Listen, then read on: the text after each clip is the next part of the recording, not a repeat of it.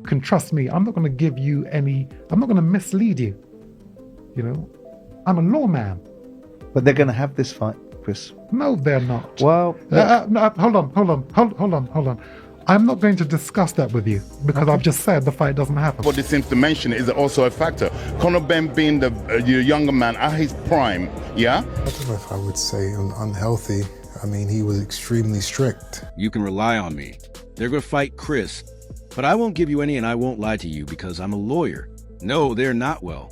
Hold on, hang on. I won't talk to you about that because I just stated that the fight doesn't occur. No one seems to bring up that it's also a factor. Conor Benn was a younger man in his prime, and while he was very rigid, I'm not sure whether I would describe him as unhealthy. Chris Eubank Sr. has openly voiced a strong disapproval of the bout between his son Chris Eubank Jr. and fellow British boxer Conor Benn, especially under the terms that were initially set forth. His main grievance is that Eubank Jr.'s contracted weight of 157 pounds is significantly less than his natural fighting weight. Citing significant health hazards, Eubank Sr. underlined that he does not... Yeah, if he's fighting at 168, you go ahead and do what... But you cannot come down to 160. I will not allow that. I will not allow it, or let me rephrase it. May the divine providence not allow that fight to ever happen. Okay, you are to stay at 168, and Matchroom, let Conor go and have his illustrious career here in the United Kingdom and then in the United States because he beats them all. That's how fantastic I think he is. I've always backed that young man. I've always backed you, Conor. I've always backed you. Okay, you're sensible. If it's true that you've said things about me which are not complimentary, I don't mind that. And will not permit his son to go to such a low weight. He feels that expecting a middleweight or super middleweight like Eubank Jr., who is completely developed and physically mature, to substantially reduce his weight to 157 pounds could jeopardize his health, especially given the consequences of dehydration and strength loss that are frequent when boxers do so. Yes, if he's fighting at 168, you can do whatever you want, but you can't go down to 160. Let me put it this way.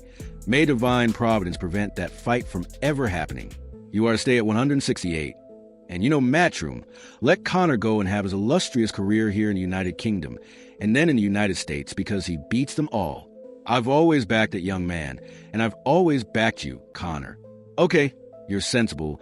You know that if it's true that you've said things about me that aren't flattering, I don't mind that Chris Eubank Sr. has attributed the original cancellation of the fight between Conor Benn. Okay, you can trust me. Yeah, you've seen me get up in a fight I can't win and walk back into the fire. You can trust me. I'm not going to give you any... I'm not going to mislead you. I'm a lawman. But they're going to have this fight, Chris. No, they're not. Well... no, hold on. I'm not going to discuss that with you because I've just said the fight doesn't happen. You can't it's stop finished. It. You can't stop it. Again, I stopped it the first time. But you want me to qualify that? Sure. Okay. Yeah. When the fight was made, I said that fight is not happening. I didn't say anything. I didn't say anything again up until the day of the fight, where it was cancelled the day before. So let's do the same thing again. Fine. And his son Chris Eubank Jr. to what he calls divine intervention, meaning that fate or a higher power intervened to stop an unintended event. As a father and a former world champion with first-hand knowledge, Eubank Sr. underlined his role in stopping the bout the first time, saying that he would continue to speak out and step in if needed out of respect for Conor. The skills and perseverance of Benn while acknowledging Benn's skill, Eubank Sr.'s message is clear. His son's safety will always come first, and he cannot support a fight that he believes jeopardizes his son's safety. His concerns about Benn's circle suggest that those around him may be more concerned with business and profit than with his long-term well-being. His stance reflects a deep concern for what he perceives as a potential risk to both fighters, especially in this high-stakes bout. All right, you can rely on me. You know I'm a lawman, but they're going to fight, and you've seen me get up in a battle, and I can't win and walk back into the fire. You can believe me, though, because I won't give you any false information. Chris, no, they're not well. Hang on, hold on. I won't talk to you about that since I just mentioned that the fight doesn't happen, and that once it's over, It can't be stopped. When I stopped it for the first time, do you want me to be considered eligible? All right. So when the fight was announced, I stated that it would not take place. Sure. Would the public be interested in such a fight? Unfortunately, because promoters have been constantly rinsing the public with these fights, which actually are about names, not about abilities. So, they would take an interest in this fight. I think it's okay for me to actually say this. I trained you. I brought you up in this boxing. I gave you an extraordinary start. That is based on your ability to box. The style that you had was incredible. I said nothing more until the day of the fight, when it was canceled the day before. So let's repeat the same thing. All right, Chris, throughout his son's life, Eubank Sr. has been a source of great discipline and control. This was especially true during Eubank Jr.'s boxing career, when his strict methods were used to shape his son into a fighter who followed his vision of excellence. Eubank Sr. gave Jr. a sense of purpose, focus, and dedication, and shaped him with particular style and philosophy that he felt would lead to greatness. Now, when he considers the current state of the sport, Eubank Sr. is outspoken about his dissatisfaction, pointing out the issues with the promotional culture that puts big names ahead of true talent. He draws attention to the fact that fights now mostly revolve upon hype rather than substance. Eubank Sr. is adamant that Jr.'s natural talent was something special, but the shift in style influenced by Roy Jones Jr. has watered it down.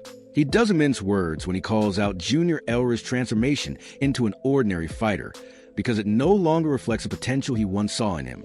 His frustration with Eubank Jr., who is his career, becomes evident when he says, "I trained you, I brought you up in this boxing, and I gave you an extraordinary start." Eubank Sr. puts it bluntly.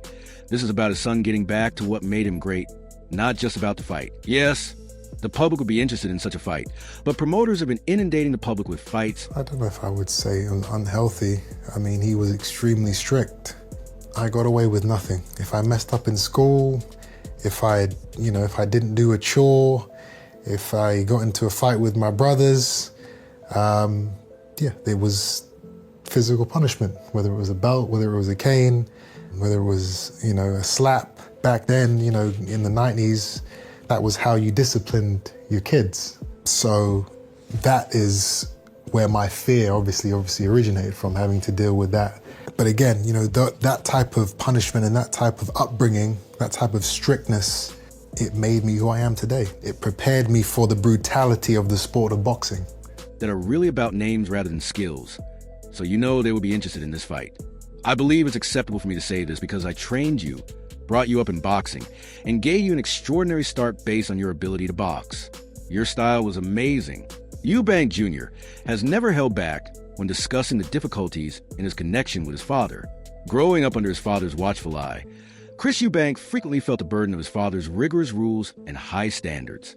He reveals how his father's strict control over his life, particularly during his formative years, shaped a lot of his behavior.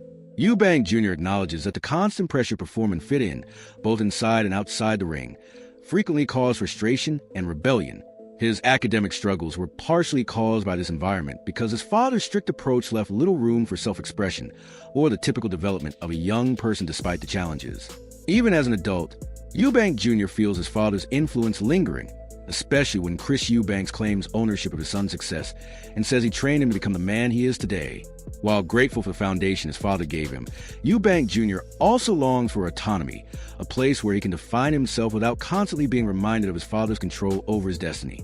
If you don't listen, you're going to feel. So now he's not listening when you're in. He can't win. He has never. Can't win now. Can he? He hasn't. Sorry, he has never listened. Make your mind up, Chris. 1 minute. No, I've made up my mind. You're just hearing it for the first time. Okay. He's never listened. He's my son. I know what he is. I know you know better than all of us. My son could have been a tremendous fighter. He electrified me when watching him. I agree on that, but he hasn't been, has he? Because he doesn't listen, and when you don't listen, okay, you have to feel. I'm not sure if I would describe it as unhealthy, but he was very strict, and I got away with nothing if I misbehaved in school, if I didn't complete a chore, or if I got into a fight with my brothers.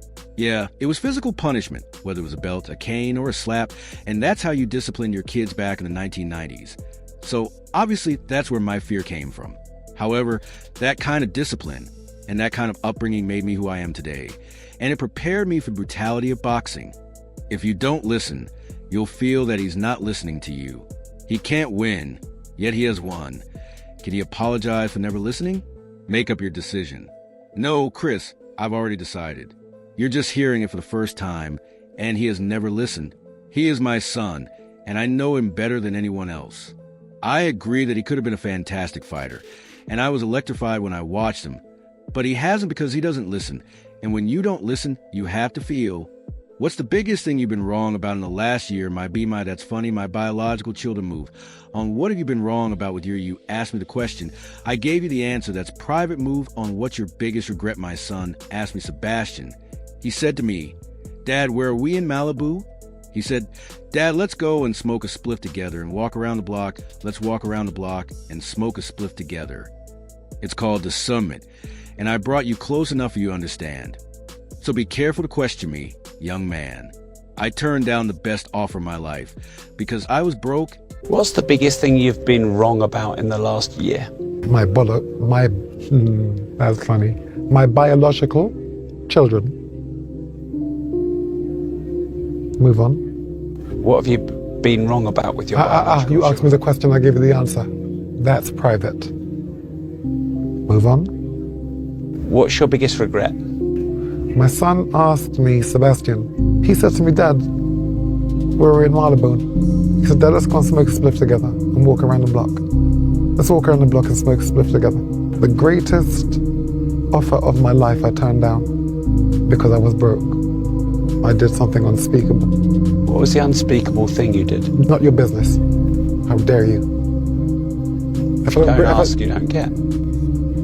You should know. It's called discernment. I've brought you close enough for you to understand. Be careful to question me, young man. Know your place. And did something unthinkable. What was the unthinkable thing you did?